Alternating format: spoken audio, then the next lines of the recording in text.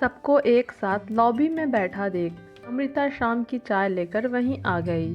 सच है, छुट्टी वाले दिन एक साथ चाय पीने का मज़ा ही कुछ अलग होता है। साकेत हमेशा की तरह अपना लैपटॉप लेकर बैठे थे।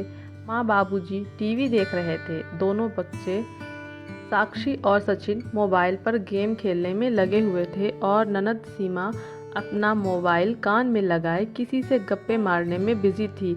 चाय के खाली कप किचन में रखने के बाद वह सबसे पूछने आ गई, आज शाम के खाने में आप लोग क्या खाएंगे? बता दो, वही बना लूँगी।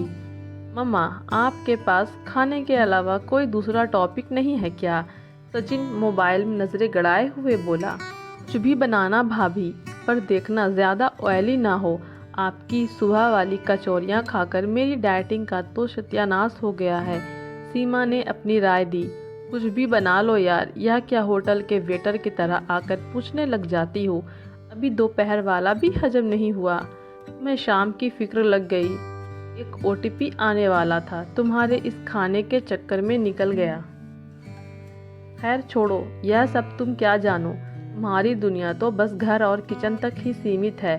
साकेत अपना लैपटॉप लेकर स्टडी रूम में चले गए। एक छुट्टी के दिन भी चैन नहीं लेने देती हो मेरे बेटे को। अरे खाना बनाने में टाइम ही कितना लगता है, जो अभी से पूछना शुरू कर दिया। बेचारे का सारा मूड ही ख़राब कर दिया। माँ जी कहाँ चुप रहने वाली थी। मैं क्या सोच रही हूँ मम्मा?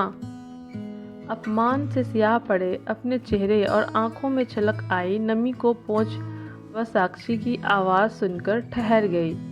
क्यों ना आज हम लोग पिज़्ज़ा ऑर्डर कर लें, बहुत दिन हो गए घर का बोरिंग खाना खाते खाते। साक्षी की बात पर माँ जी और सीमा ने भी डाइटिंग भूलकर अपनी राजामंदी दे दी। ठीक है, फिर यह फाइनल है, आज शाम को हम सब पिज़्ज़ा ही ऑर्डर करेंगे। साक्षी और सचिन एक साथ बोले।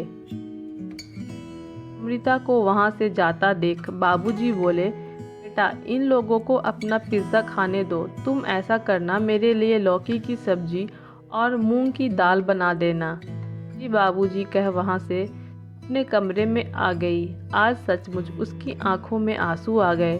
सबको खुश रखने के चक्कर में सारा दिन एक टांग पर नाचती रहती है।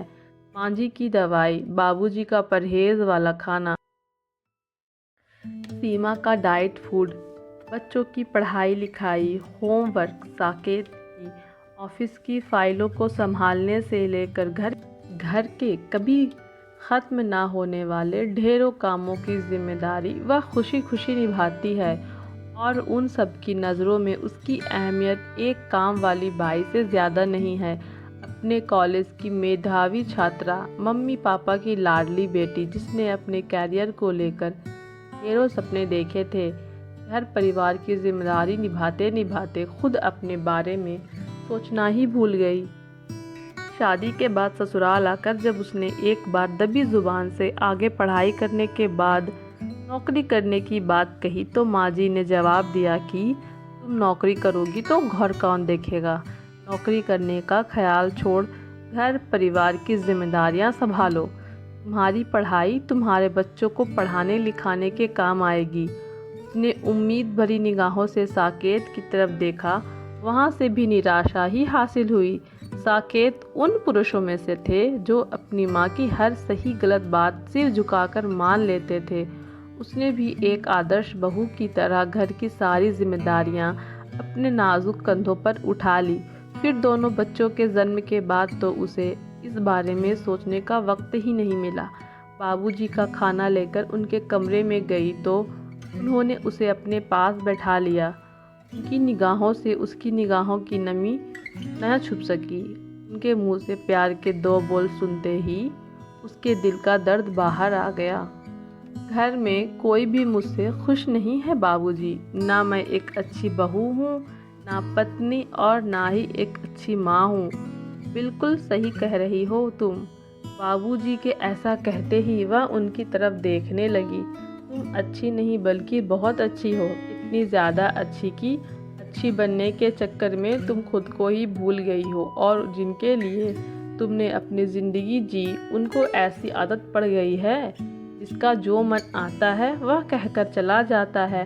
बिना यह सोचे कि तुम भी एक हाड़ मांस की बनी इंसान हो। तुम्हारी भी भावनाएं हैं, आत्मसम्मान है, और की बात यह है कि सबकी देखा देखी अब तुम्हारे बच्चे भी इसमें शामिल हो गए हैं। तो फिर मैं क्या करूं बाबूजी? मुझे कुछ भी समझ नहीं आ रहा है। तुम्हारा खोया हुआ आत्मसम्मान वापस दिलवाने के लिए मेरे पास एक आइडिया है, पर पता नहीं तुम उसके लिए तैयार होगी कि नहीं। बाबूजी रहस्यमयी ढंग से बोले। आप बताइए तो सही, मुझे पता है आपने मेरे लिए कुछ अच्छा ही सोचा होगा। बाबूजी ने उसके पास आकर उसे अपनी योजना सुनाई। पर बाबूजी, यह मैं कैसे? बाबूजी की बात सुनकर एक बार को तो वह सोच में पड़ गई।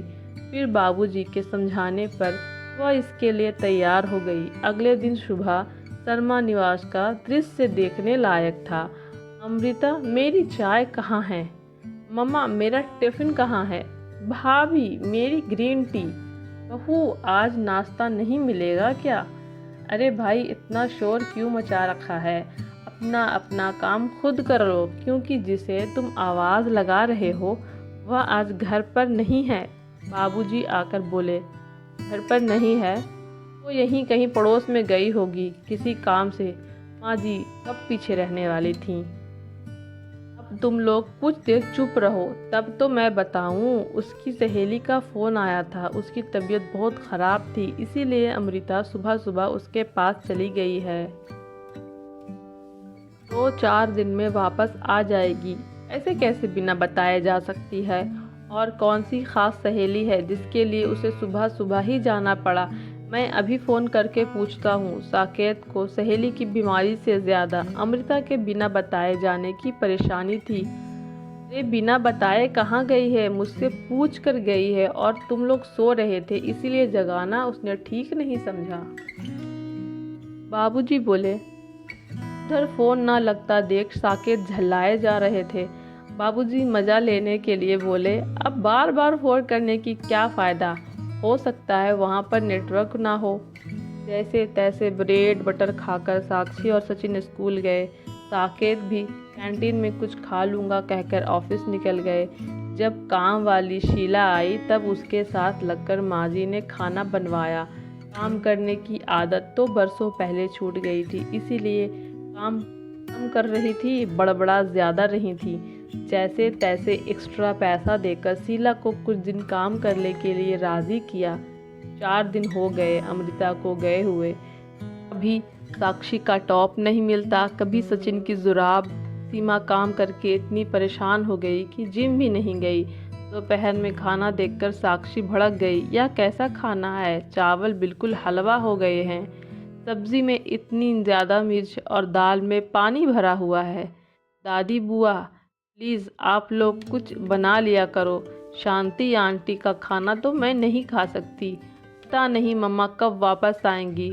साक्षी की बात सुनकर माँ जी गुस्से से बोली, अब जो बना है चुपचाप खा लो। तुम्हारी माँ ने तुम्हारे नखरे उठा उठा कर तुम्हारा दिमाग ख़राब कर दिया है। साक्षी गुस्से से बिना खाना खाए उठकर अपने कमरे में चली गई। शाम को शहर से लौटकर बाबूजी ने बताया कि अमृता का फ़ोन आया था। उसकी सहेली की तबीयत अब कुछ ठीक है, 1-2 दिन में वापस आ जाएगी। 1-2 दिन में? नहीं, मम्मा से बोलिए जल्दी से जल्दी वापस आ जाए। मंडे से मेरे टेस्ट शुरू हो रहे हैं, पढ़ाएगा कौन? सचिन परेशान होकर बोला। अगले दिन शाम के वक्त अमृता को टैक्सी से उतरते देख सबकी जान में जान आई। साक्षी और सचिन को उसके पास से हट ही नहीं रहे थे। मम्मा, आप कहाँ चली गई थी? पता है आपके बिना हम लोग कितने परेशान हो गए थे। हमारी सारी यूनिफॉर्म गंदी हो गई है। आज तो मुझे बिना प्रेस की यूनिफॉर्म पहनकर स्कूल जाना पड़ा। साक्षी की बात पूरी नहीं हुई थी कि सचिन बोल पड़ा, मेरी तो जुराब ही नहीं मिल रही थी, गंदी पहनकर जा रहा था। बिना पॉलिश के जूतों की वजह से मुझे पनिशमेंट भी मिली। स्कूल में कैंटीन और घर शीला आंटी के हाथ का खाना खाकर खाने का मन ही नहीं करता था। थैंक गॉड कि आप वापस आ गई हो। बच्चों की आवाज़ सुनकर माँ जी और साकेत कमरे से बाहर आए। बड़ी जल्दी वापस आ गई। ज़रा पूछो तो साकेत इससे कि ऐसी कौन सी सहेली है जो घर वालों से बढ़कर हो गई, उसके लिए मैडम बिना बताए घर से चली गईं। अब क्यों हो, सुनाई नहीं दे रहा कि माँ कुछ पूछ रही है। साकेत के सवाल भी शुरू हो गए। कौन सी सहेली, किसकी सहेली? मैं किसी सहेली के घर नहीं गई थी। आप लोगों की बातों से उस दिन मेरा बहुत दिल दुखा था। मेरी परेशानी देखकर बाबूजी ने मुझे कुछ दिन के लिए मम्मी पापा के पास जाने को कहा। उनकी बात मानकर मैं मम्मी पापा के पास चली गई थी। वैसे भी मेरी बातों से सबको परेशानी ही होती है, इसीलिए मैंने आप लोगों को फ़ोन भी नहीं किया। बाबूजी मुझे घर के हाल चाल बताते रहते थे। और हाँ माँ जी, रही बात बिना बताए घर से जाने की, तो मैं बाबूजी से पूछ कर गई थी। साकेत भी कई बार जब कहीं बाहर जाते हैं तो सिर्फ आपको बताकर चले जाते हैं, उनसे तो कोई सवाल नहीं करता। फिर मेरे ऊपर इतने आरोपों की बौछार क्यों? यह मेरा घर है और इस घर की जिम्मेदारियां भी मेरी हैं। इस बात से मैंने कभी इनकार नहीं किया है, परंतु आप सब भी तो इसी घर में रहते हैं। इस नाते इस घर की जिम्मेदारियों में कुछ हिस्सा तो आप लोगों का भी है। जिस घर और नो कोई खुशी के लिए मैंने अपनी ज़िंदगी के 16 साल लगा दिए, पता चला कि उनकी नज़रों में मेरी अहमियत सिर्फ घर और रसोई तक सीमित है। मेरे हाथ का बना खाना खाकर आप लोग बोर हो गए हैं, लेकिन अब मेरी आंखें खुल गई हैं और साफ नज़र आ रहा है मैं भी एक जीती जागती इंसान हूँ। मेरे भी कुछ सपने हैं। इस घर के अलावा भी कोई दुनिया है और मैं कोई अनपढ़ गंवार नहीं, पोस्ट ग्रेजुएट हूँ। गलती मेरी ही है कि मैंने अपने बच्चे को भी कुछ नहीं सिखाया। इसलिए अब वक्त आ गया है कि सभी लोग अपने अपने हिस्से की जिम्मेदारी समझें, जिससे मुझे भी अपने लिए कुछ वक्त मिल सके। और हाँ बच्चों, आप लोग अब बड़े हो गए हो। अपने छोटे मोटे काम, जूते पॉलिश करना, अपना बैग लगाना, यूनिफॉर्म प्रेस करना खुद कर सकते हो। रही खाना बनाने की बात, तो अब से शाम का खाना बनाने की जिम्मेदारी सीमा की है। मैं नहीं चाहती कि मेरी प्यारी ननद को अपने ससुराल में मेरी तरह ताने सुनने को मिले कि मायके वालों ने कुछ भी नहीं सिखाया। अमृता को इस तरह बोलते पहले किसी ने नहीं सुना था। सब हैरानी से उसे देख रहे थे। उसे पता था कि इतनी जल्दी कुछ नहीं बदलने वाला, पर अपने आत्मसम्मान की खातिर अपनी आवाज़ उठाकर उसने एक शुरुआत तो कर ही दी थी। और अपने आत्मसम्मान के लिए आवाज़ बुलंद करना अभिमान नहीं, स्वाभिमान कहलाता है। सॉरी मम्मा, हमसे गलती हो गई। हम धीरे धीरे सब काम सीख लेंगे, पर आप प्रॉमिस करो कि हमें छोड़कर फिर कभी नहीं जाओगी। साक्षी और सचिन उसके पास आकर बोले। उसने भी दोनों बच्चों को प्यार से गले लगा लिया।